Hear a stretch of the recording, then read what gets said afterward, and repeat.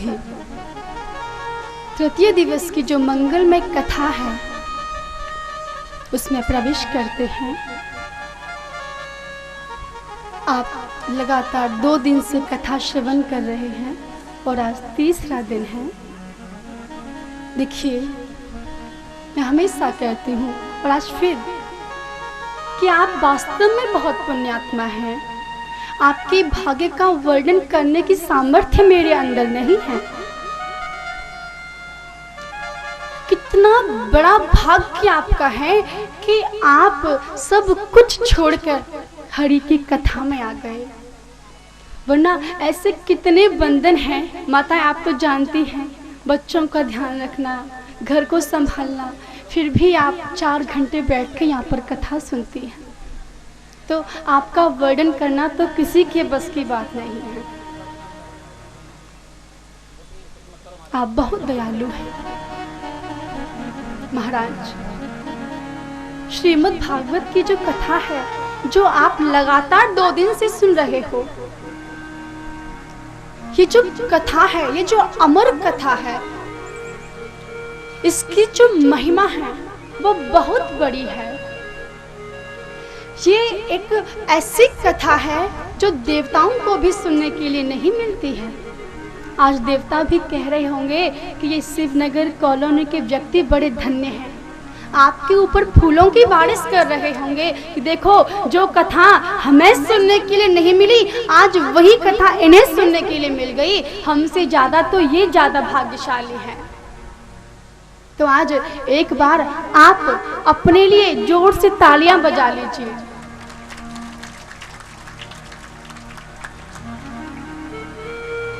प्यार से बोलो जय जय श्री राधे, जय जय श्री राधे। ये जो कथा है, शास्त्र कहता है श्रीमद् भागवतम पुण्यम मायु रोग्य पुष्ट दया पठना छवनाद वापी सर्व पापे प्रमुच्यते। ये जो कथा है व्यक्ति को आरोग्य बनाती है। ये एक ऐसी कथा है जिसके अंदर हर रोग की दवा है, हर बीमारी की दवा है। ये एक ऐसी कथा है कि यदि कोई व्यक्ति इसे मन लगाकर प्रेम से, विश्वास और श्रद्धा के साथ, चिंतन के साथ यदि इसका नियम से 7 दिन तक श्रवण कर ले तो उस व्यक्ति के सर्व पाप प्रमुच्यते, समस्त पाप क्षण भर में नष्ट हो जाते हैं। प्यार से बोलो जय जय जय जय श्री राधे।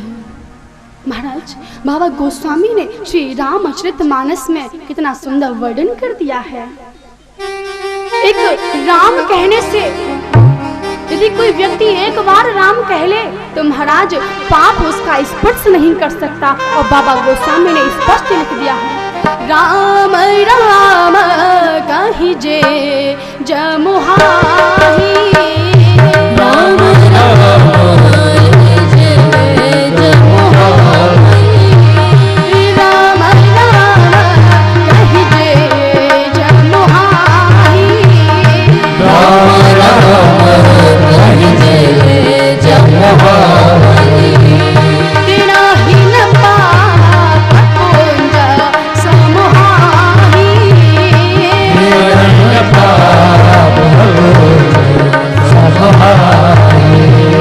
तेरा ही न पाप पुंज समुहाही।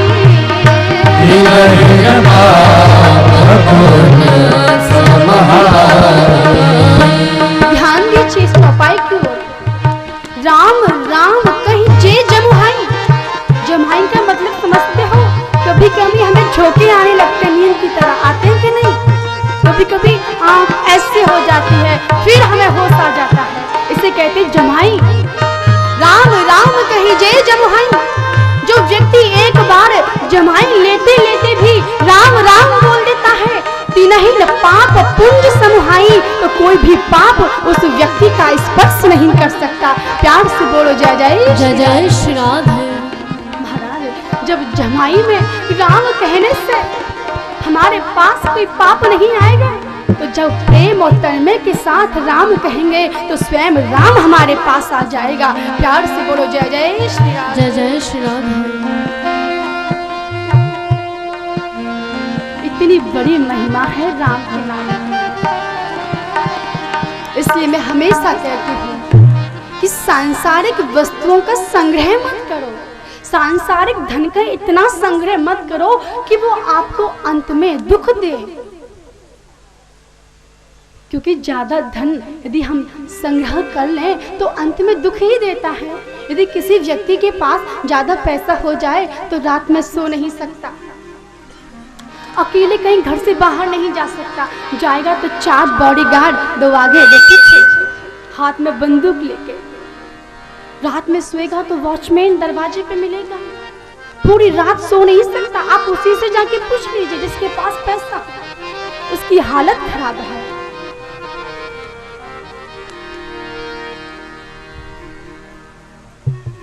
बस हमें केवल इतना चाहिए कि प्रभु इतना दीजिए जामे कुटुंब समाए, मैं भी भूखा ना रहूं और साधु भी न भूखा जाए। केवल गोपाल मुझे इतना दे दीजिए कि मैं स्वयं भी खा लूं, और यदि मेरे घर पर कोई संत महात्मा, कोई ब्राह्मण आ जाए तो मैं उसकी भी सेवा कर सकूं। इसके अलावा और मुझे कुछ नहीं चाहिए।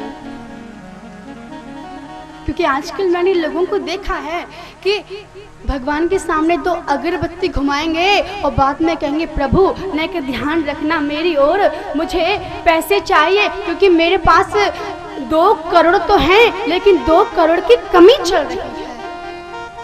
बेटा मेरे पूरा बैंक बैलेंस कंप्लीट कर दीजिए। एक मुझे कथा याद आ गई, आपको सुना देती। एक व्यक्ति था, एक संत के पास गया और संत से जाकर बोला महाराज जी मुझे कुछ पैसों की आवश्यकता है, कुछ दे दीजिए, घर का काम नहीं चल रहा। अब संत तो इतने दयालु होते हैं, उन्होंने कहा बेटा तेरा काम नहीं चल रहा तो मेरे पास कुछ पैसे हैं, तू इन्हें ले जा, अपना काम चला। संत ने पैसे दिए और वो चला गया। कुछ महीने बाद फिर आया कि गुरुदेव ऐसा कीजिए मुझे बस 2 लाख रुपए और दे दीजिए, अब मैं कभी जिंदगी में आपसे कुछ नहीं मांगूंगा, बस इस बार दे दीजिए। संत ने कहा ये तो मामला गड़बड़ है, यदि मैं ऐसे ही देता रहा तो इसके मन में लालच बढ़ जाएगा और फिर रोज मुझसे मांगने आने लगेगा, मुझे इसकी बुद्धि को ठीक करना पड़ेगा। संत ने क्या किया कि संत ने एक कटोरे में दूध लिया और संत ने उस व्यक्ति से कहा कि भैया अब तू मुझे एक बात बता कि इस दूध को मीठा करने के लिए मैं इस दूध में कितना दूध और मिला दूं जिससे दूध मीठा हो जाए। उस व्यक्ति ने कहा बाबा जी पागल हो गए हो क्या, आप इस दूध में यदि 50 लीटर दूध भी मिला दोगे तो भी ये दूध मीठा नहीं होने वाला। तो संत बोले फिर कैसे मीठा होगा। तो उस व्यक्ति ने कहा बाबा जी जब आप इस दूध में थोड़ी सी चीनी मिलाएंगे, गुड़ मिलाएंगे, शक्कर मिलाएंगे तो महाराज आपका ये दूध मीठा हो जाएगा। संत ने कहा बेटा तूने तो स्वयं ही अपने प्रश्न का उत्तर दे दिया, मैं भी तो तुझसे यही कहने का प्रयास कर रहा हूँ कि बेटा जब तक तू अपने मन में, अपने धन में संतोष रूपी धन ऐड नहीं करेगा तब तक तुझे शांति नहीं मिलेगी। प्यार से बोलो जय जय श्री राधे जय हो। जवाब है संतोष धन सब धन धूरी समान। सबसे बड़ी बात है कि जो भी हमें मिल जाए, चाहे हमें 1 मिले, चाहे हमें लाख मिले, चाहे हमें करोड़ मिले, हरि की प्रसाद समझकर, हरि की इच्छा समझकर उसे स्वीकार करो, लेकिन ज्यादा संग्रह करने की कोशिश मत करो। क्योंकि संग्रह करना है तो केवल राम के नाम का संग्रह करो। ये एक ऐसा धन है कि कोई चोर इसे चुरा नहीं सकता, कोई बंधु आपका इसे बांट नहीं सकता, कोई भी आपसे इसे छीन नहीं सकता। तो हमें एक ऐसा धन कमाना है जो धन हमेशा हमारे पास रहे, उसका कोई बंटवारा न कर सके। प्यार से बोलो जय जय श्री राधे जय जय श्री राधे जय हो। संध्या के सत्र में श्रवण किया था कि मेरे प्रभु श्री कृष्ण ने श्री विदुर जी के यहाँ पर केले के छिलके खाए, प्रेम के वशीभूत होकर खाए। आइए आज श्री सुखदेव जी महाराज कहते हैं कि हे राजा परीक्षित, ब्रह्मा जी के एक पुत्र हुए जिनका नाम है करदम। करदम का अर्थ होता है कर दम, अर्थात जिसने अपनी इंद्रियों का दमन कर लिया है उन्हें हम करदम कहते हैं। प्रभु श्री करदम का विवाह स्वयंभू मनु की बड़ी पुत्री माता देवहूति के साथ हुआ, जिनके यहाँ पर 9 कन्याओं ने जन्म लिया, जो बहुत बड़े बड़े ऋषियों के साथ ब्याही गई हैं। और सज्जनों, 10वें पुत्र के रूप में स्वयं भगवान श्री नारायण भगवान कपिल के रूप में माता देवहूति के यहाँ पर प्रकट हो गए। बोलिए श्री भगवान कपिल देव जी महाराज की जय हो। श्री करदम जी महाराज ने जैसे ही भगवान कपिल की छवि को देखा, उस छवि को अपने नैनों में भर के स्वयं जंगल में चले गए। महाराज, भगवान कपिल ने अपनी मां देवहूति को आत्मज्ञान की प्राप्ति कराई। देखिए, प्रेम की 9 परिस्थिति होती है, लेकिन जब व्यक्ति भक्ति की 10वीं परिस्थिति में प्रवेश करता है तो उसका संपूर्ण शरीर बहने लगता है। माता देवहूति के साथ भी ऐसा ही हुआ। उनका संपूर्ण शरीर पानी की तरह बहने लगा और एक सिद्धदा नाम की नदी बन गई। भगवान कपिल ने आचमन करके प्रणाम किया और स्वयं गंगा सागर क्षेत्र में चले गए, जो बड़ी ही पतित पावनी जगह है। सज्जनों, भगवान कपिल ने एक ध्यान योग बताया, जिसके द्वारा हम आसानी से भगवान को प्राप्त कर सकते हैं। इसमें मानसिक पूजा होती है, इसमें मन से पूजा होती है, मन से भाव प्रभु को समर्पित किए जाते हैं। सज्जनों, एक बहुत सुंदर उदाहरण है कि एक सेठ जी थे। सेठ जी काफी धनाढ्य थे, काफी उनके पास धन था, पैसा था, लेकिन सेठ जी जो थे वो बहुत लोभी थे। चमड़ी चली जाए पर दमड़ी न जाए। सेठ जी की उम्र बहुत हो चुकी थी, लेकिन सेठ जी ने कभी भी अपने जीवन में एक पैसा भी दान नहीं किया। एक दिन क्या हुआ, लोगों को पता चला कि सेठ जी जाने वाले हैं, अब ये कुछ दान कर लें तो ठीक है, नहीं तो बहुत बड़ी गड़बड़ हो जाएगी। अब लोगों ने कहना शुरू किया, महाराज कुछ दान कर लीजिए, ये बक्सा आपके साथ नहीं जाने वाला, अब इसमें से कुछ निकालिए और कुछ दान कर लीजिए। सेठ जी ने कहा, इन लोगों की बड़ी प्रॉब्लम है, पैसा मेरे पास है, इन्हें आपत्ति क्या हो रही है? अरे मैं नहीं दान करना चाह रहा, मैं नहीं खर्च करना चाह रहा, मैं काहे को खर्च करूं? लेकिन जब लोगों ने ज्यादा ताने देना शुरू किया तो सेठ जी महाराज को गुस्सा आई और एक दिन गुस्से में तमतमाते हुए अपने कमरे में गए और बड़ी मुश्किल से बक्से का ताला खोला। महाराज बक्से का ताला खोला और उसमें से बड़े रोते हुए, बड़े दुख के साथ उसमें से 1 रुपया को निकाला और कहा, देख भाई, मैंने जीवन भर तुझे अपने हृदय से लगा के रखा, लेकिन क्या करूं, आज इन लोगों की वजह से तुझे एक दूसरे से अलग होना पड़ेगा। आज मुझे छोड़ के यहाँ से जाना पड़ेगा। भाई, दुख तो मुझे बहुत हो रहा है, मैं नहीं चाहता कि तू मुझे छोड़ के जाए, लेकिन ये संसार के लोग मानने वाले नहीं हैं, तुझे मुझसे अलग करके ही मानेंगे।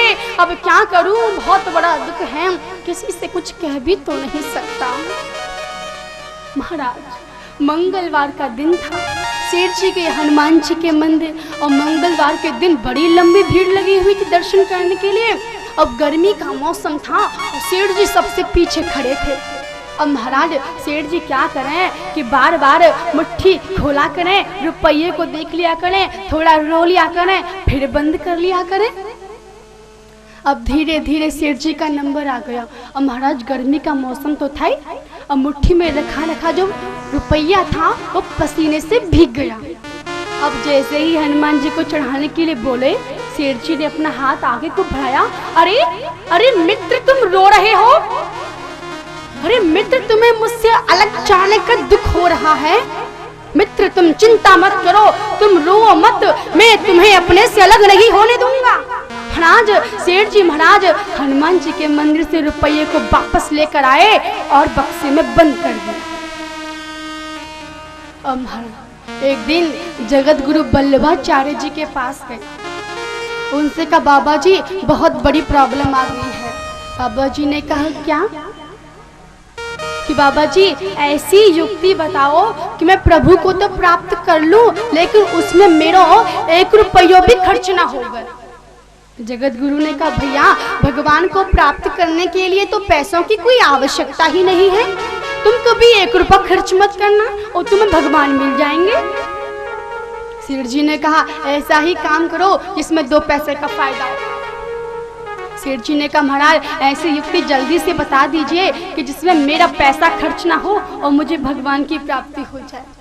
जगत गुरु ने क्या किया कि सेठ जी को भगवान कपिल का ध्यान योग बता दिया।